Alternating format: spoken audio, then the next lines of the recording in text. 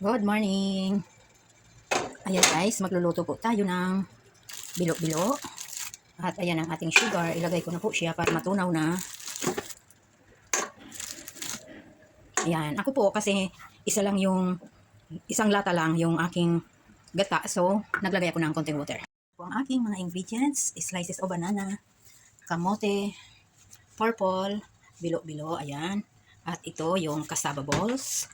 Yan guys, at may konting cassava slices. Okay, simulan na po natin.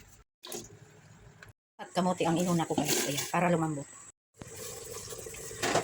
So ayan, after half cook, maglagay na tayo ng bilo-bilo, yung cassava. Yan, lagay na lang natin lahat.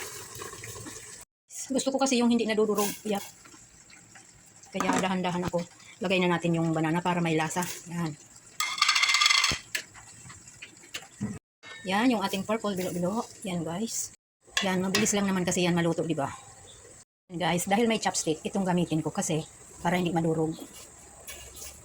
Para equally spread lang yung mga bilo-bilo. Ayan. Nadudurog na tuloy yung kamote. My gosh, ayaw ko sana nadudurog ang mga ingredients. Yan, lagay na ako ng coconut milk. Kung sufficient or enough ang ating coconut milk, syempre, iluluto ko na yan sa coconut milk. Pero kulang yung coconut milk natin. Kumbaga, exact lang na isang lata. 1 can. Mamaya, magsisipsip pa ito ng sabaw. Yan.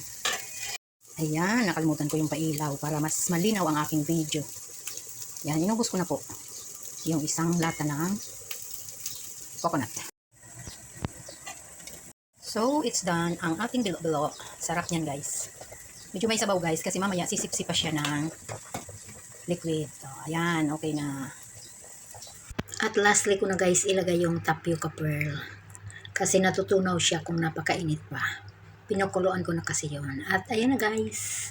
Salo-salo na tayo ng bilo-bilo. Ayan, ang iingay nila kaya nag-voice over ako.